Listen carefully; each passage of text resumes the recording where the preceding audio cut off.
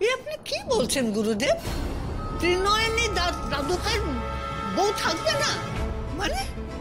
আমি তো ভেবেছিলাম সবার চোখে ধুলো দেবার জন্য আপনি হয়তো দাদু ভাইয়ের আবার বিয়ের কথা বলছেন। শান্ত হও, শান্ত হও মা, শান্ত হও।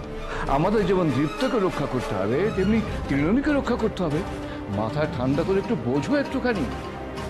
দেখো মা, দীপ্ত ত্রিনয়নীকে স্ত্রী বলে স্বীকার করে না ঠিকই, কিন্তু মা ত্রিনয়নী যদি আশ্রিতা হিসেবে বাড়িতে থাকে তাহলে নিশ্চিতই আপত্তি করবে না, আর আপত্তি করলে তোমরা বুঝিয়ে বলবে। আশ্রিতা? আশ্রিতা মানে? মানে এবারের কাজের লোক? না না গুরুদেব, হতে পারে না। আমি মেয়েটাকে ওর দাদুর কাছ থেকে চেয়ে এনেছিলাম দীপুর বউ করবো বলে, সেখানে বাড়ির কাজের লোক? না না না না। অপব্রত, মাথা ঠান্ডা করে একটু বোঝো একটুখানি। ত্রিনয়নীকে দীপ্তর থেকে দূরে সরালে হবে না, কিন্তু দীপ্ত স্ত্রী হিসেবে এখানে রাখলে ওদের দুজনেরই বিপদ। অপব্রত, এছাড়া দ্বিতীয় কোনো রাস্তা নেই। আমি তোমাকে ভেবে বলছি। দেখো, ওদের তো ডিভোর্স হচ্ছে না, আর সেটা হতে দেওয়া যাবেও না। লোকে ভাববে ওরা স্বামী স্ত্রী নয়, আর আমাদের সেই সুযোগটা নিতে হবে, যতই কাজের লোক হয়ে থাকুক। আসলে ওই তো দীপ্ত স্ত্রী এবং রক্ষা কবচ। কিন্তু লোকের সামনে ওর আসল পরিচয়টা দেয়া যাবে না, এবং তোমার বাড়ির লোকে তো বোঝাতে হবে যে ত্রিনয়নী এখানে কাজের লোক হিসেবেই থাকছে। আর এই ব্যাপারটাকে মান্যতা দিতে দীপ্তর একটা লোক দেখানো বিয়ের জোগাড় যন্ত্র করতেই হবে। বুঝেছ? না না না গুরুদেব, এ হতে পারে না। মেয়েটা তো আমাকে বাবা বলে ডাকে। এত বড় অন্যায় আমি ওর সঙ্গে হতে দিতে পারবো না, ওর সঙ্গে হতে দিতে পারবো না, কিছুতেই না।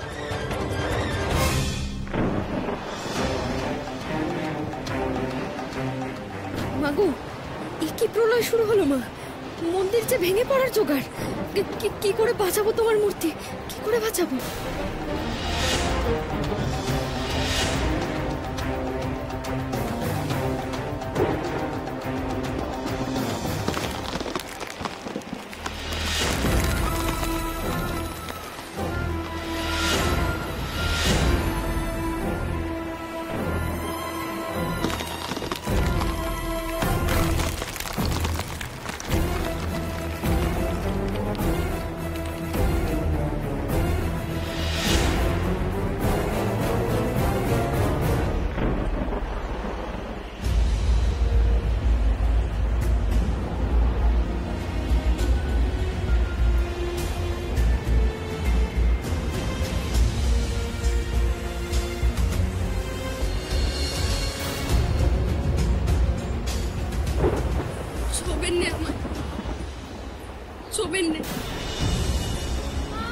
হাত নোংরা হয়ে যাবে আপনার, আবার হাত ঝাড়তে হবে।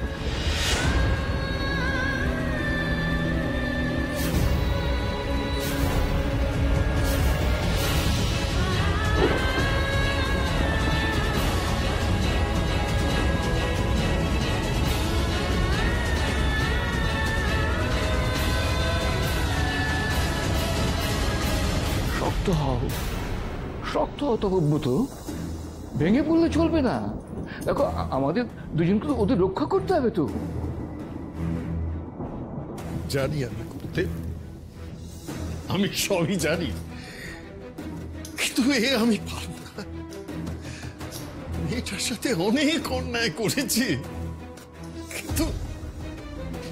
কিন্তু আরে আমি পারবো না, আমি পারবো না। ভগবান, এত কিছু ঘটার আগে তুমি আমাকে তুলে নিচ্ছ না কেন?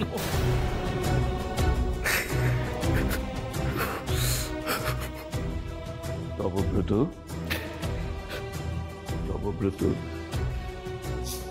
আবেগপ্রবণ হয়ে পড়ো না। দীপ্তর বউ যদি আসে তাহলে সকলেই জানবে যে দীপ্তর সম্পত্তির মালিক দীপ্তর স্ত্রী ত্রিনয়নী নয়।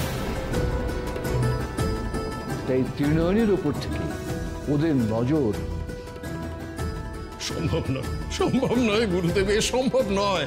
এতে তো ওই মেয়েটিকেও ঠকানো হবে যে দীপুর বউ হয়ে আসবে। এত বড় জীবন নিয়ে আমরা ছিনিমিনি খেলতে পারি না।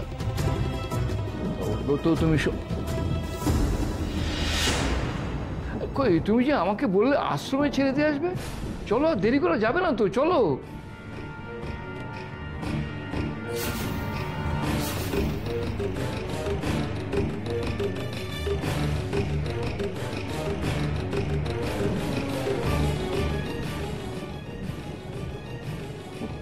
গুরুদেব, একটু কিছু মুখে না দিয়ে আপনি কি করে যাবেন? আমি আপনার জন্য একটু মিষ্টি এনেছি। এত ভালো একটা খবর দিলেন। মা, আপনি বলুন না গুরুদেবকে একটু মুখে কিছু দিয়ে যেতে। মিষ্টি পরে খাবো মা, আগে বাড়ির লক্ষ্মীকে এই বাড়িতে পাকাপাকি রাখার ব্যবস্থা করি। চলো তোমার বলতো, চলো চলো।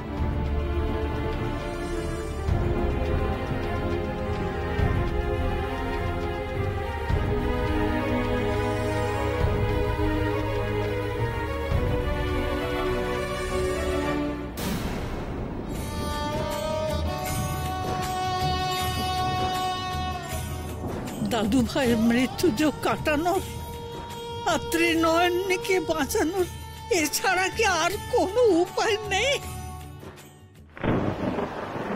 আপনি এবার এখান থেকে যান দীপ্তবাবু। আমার এখানে কি হবে ভেবে আপনি নিজের বিপদ বাড়াবেন না। আপনি তো বলেছিলেন শোধবোধ, কিন্তু তা তো হলো না। আপনি তো আবার আমার প্রাণ বাঁচালেন। এবারে মন্দির থেকে আপনাকে সরিয়ে আমার ঋণটুকু শোধ করতে দিন। কে বলতে পারে এই মন্দিরের চাঙড় ভেঙে আপনার। চুপ করো, একদম চুপ করো তুমি। আর একটা কথা বলবে না তুমি। আমি তোমাকে স্বীকার না করলে তুমি তো আমাকে স্বামী বলে মানো নাকি সেটাও মানি বলো? মানি দীপ্তবাবু, মানি। মায়ের সামনে আপনি আমার কপালে সিঁদুর ছুঁয়েছেন। তাহলে তুমি কোন সাহসে আমার কথার অবাধ্য হও? আর এখানে এক মুহূর্ত না, চলো এখান থেকে, চলো বলছি। আপনি স্বামী আর উনি জগৎ জননী। আমি যেমন আপনার বিপদ হতে দিতে পারি না, সেরকম আমি মায়ের বিপদ হতে দিতে পারবো না। গোটা জগতের মা উনি।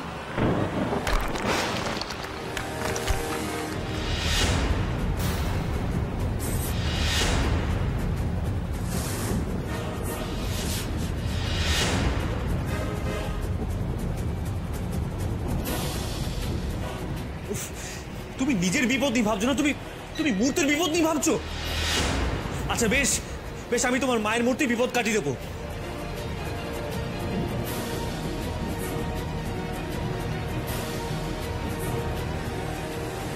এ কি করছেন আপনি দীপ্তবাবু? এখানে তো অলরেডি চাঙড় ভেঙে পড়েই গেছে, আর তো ভেঙে পড়ার কোনো ভয় নেই। তাই তোমার মাকে এখানে রাখলে তো নিরাপদ, তাই না?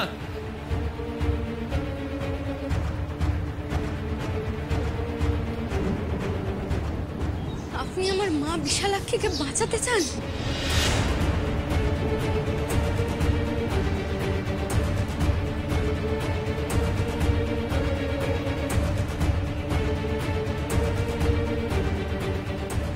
মানুষটার মনের যে তল খুঁজে পাই না মা। একবার মনে হয় ওনার চেয়ে কঠিন মানুষ বুঝি এই জগতে আর দ্বিতীয়টি নেই। আবার মনে হয় ওনার মতো নরম মনের মানুষেরও খোঁজ মেলা ভার। আপনি ঠিক করেছেন তো, এখানে তো চাঙড় ভেঙে পড়ার ভয় নেই। তাহলে মাকে এখানে এনে রাখাই নিরাপদ হবে।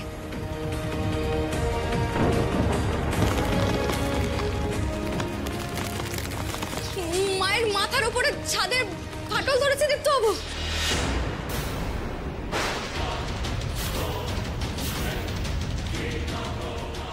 আমি স্বপ্ন দেখেছি আজ এই দুর্যোগের রাতে মায়ের ওপর মন্দিরের ছাদ ভেঙে পড়বে। কি ত্রিনয়নী স্বপ্ন যে সত্যি তো চলল।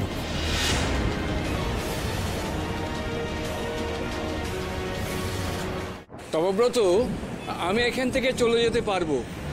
তুমি তার আগে ওই ত্রিনয়নীর বাড়ির লোকেরা যেখানে আছেন সেখানে যাও, ওখানে যাওয়ার দরকার। না না গুরুদেব, আমি অন্তত আশ্রমে আপনাকে। না না তপব্রত, ওদের কাছে যাওয়াটা খুব দরকার। কিন্তু গিয়ে আমি ওনাদের কি বলবো গুরুদেব? ত্রিনয়নীর দাদু তো কিছুতেই রাজি ছিলেন না এই বিয়েতে। অনেক অনেক কাকুতি মিনতি করে আমি তাকে রাজি করিয়েছিলাম, কিন্তু তারপর থেকে বারে বারে ওনারা অপদস্থ হয়েছেন। আর মেয়েটা এত কষ্ট পেয়েছে। আজ আজ কিভাবে ওনাদের বলি যে ত্রিনয়নী আশ্রিতা হিসেবে আমার। তপব্রত, আমি তোমার মনের অবস্থাটা বুঝতে পারছি। তুমি ওনাদের বুঝিয়ে বলো যে সিদ্ধান্তটা আমি নিয়েছি, আমি ওদের কাছে ক্ষমা প্রার্থী।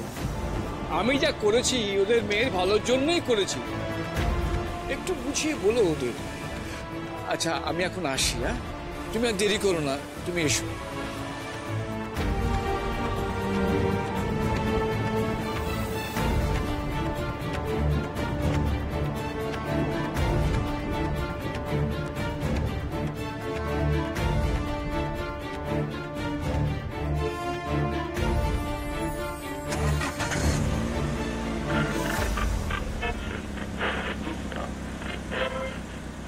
ঘূর্ণাবর্ত কমার কোনো লক্ষণ দেখা যাচ্ছে না। গ্রামের দিকে প্রবল বৃষ্টিপাত হচ্ছে।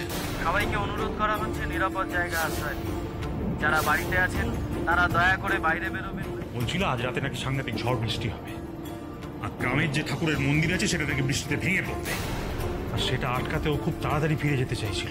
নদীর পাড় সংলগ্ন অঞ্চলে। তার মানে ত্রিনয়নী ঠিকই বলেছিল, ঝড় বৃষ্টি হবে। কিন্তু ওর বাড়ির লোকেরা তো সব এখানে। দীপু যদি ত্রিনয়নীকে ওই ঝড় তুফানের মধ্যে একা রেখে চলে আসে, কি হবে মেয়েটার? তাড়াতাড়ি জায়গাটা পরিষ্কার করো, তাড়াতাড়ি এসো।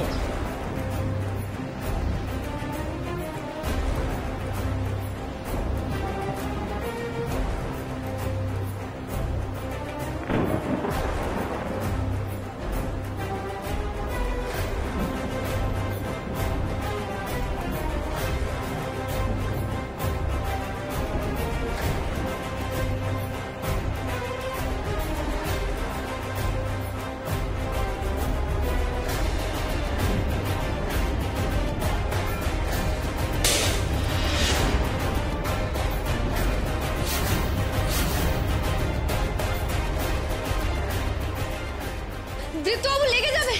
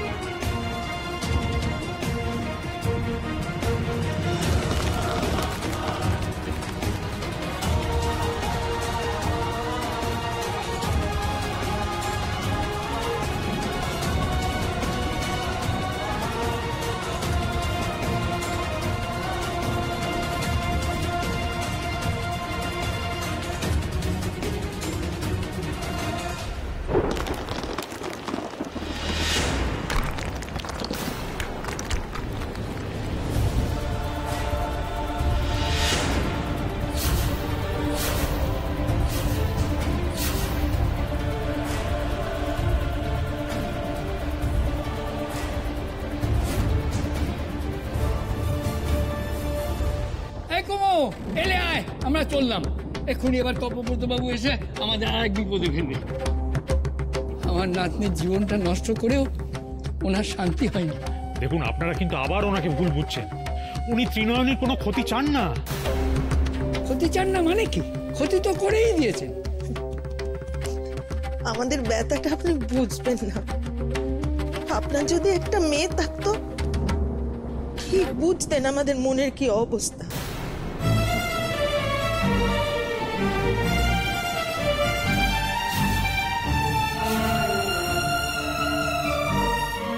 পুলিশ ইন্সপেক্টর তরুণ কর্মকার নয়, একজন মেয়ের বাবা আপনাদের অনুরোধ করছে ভেতরে যাওয়ার জন্য। এবার দয়া করে আপনারা ভেতরে চলুন।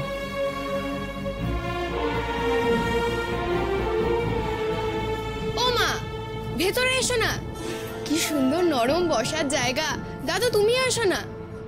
আরে বাবা, সব কিছুতে তোমাদের বাড়াবাড়ি। তো মেয়ের কোনো কষ্ট হলে বাবা মায়ের মনের কি অবস্থা হয় সেটা আমি উপলব্ধি করতে পারি।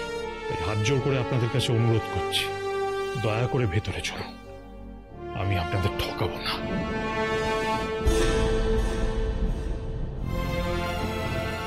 আসুন।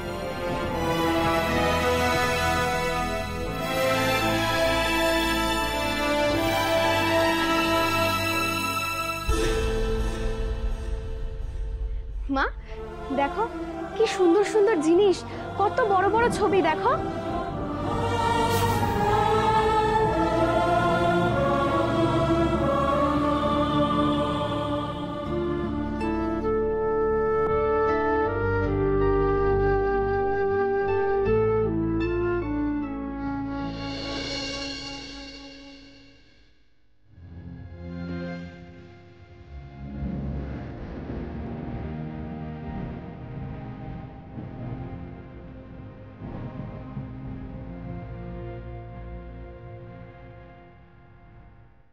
আমার মেয়ে,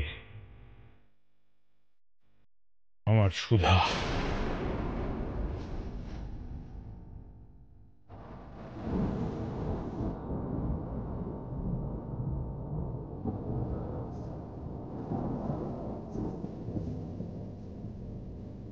আমার একমাত্র মেয়ে। আমার এই সুধার সঙ্গে যে আমি বড় বেশি মিল খুঁজে পেয়েছি আপনাদের নয়নে।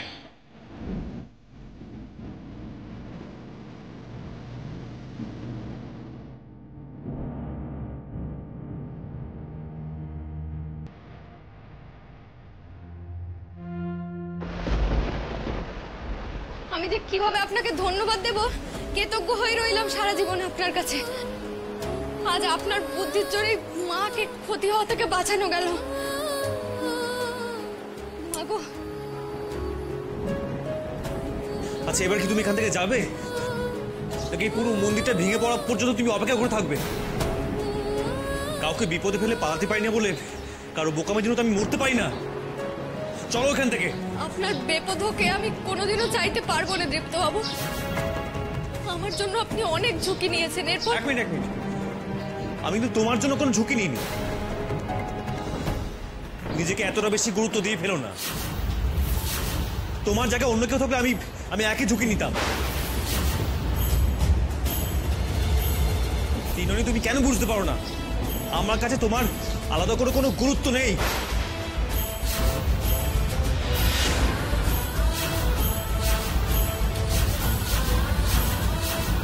তোমাকে কতবার এক কথা বলতে হবে?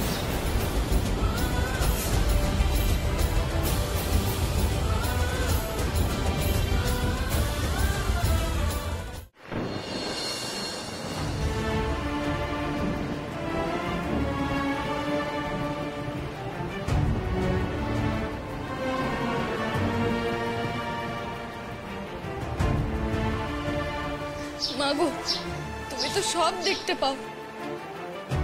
দেখলেই তো আজ আমি তোমার মূর্তি বাঁচাইনি, উনি বাঁচিয়েছেন।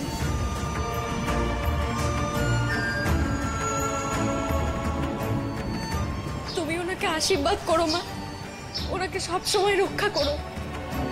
উনি আমায় যতই ঘেন্না করুক, যতই দূরে ঠেলুন, তুমি ওনাকে সব সময় রক্ষা করো মা। উনি যেন ভালো থাকে, ওনার যেন কোনো ক্ষতি না হয় মা।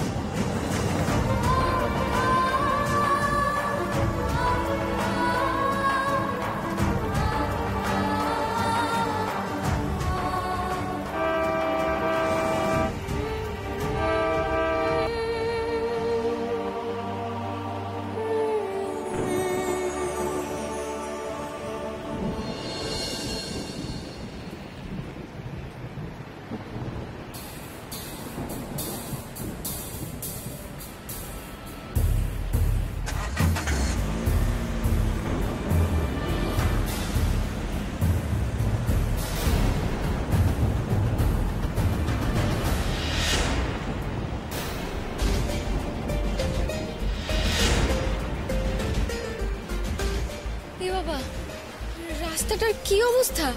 সামনে তো কত কত গাছ পড়ে আছে।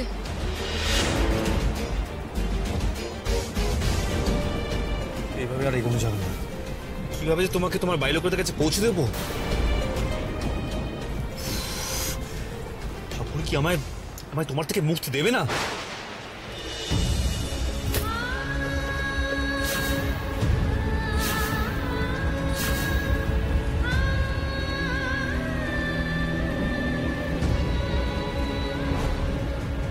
আমিও বুঝতে পারছি না ঠাকুর কি চাইছেন।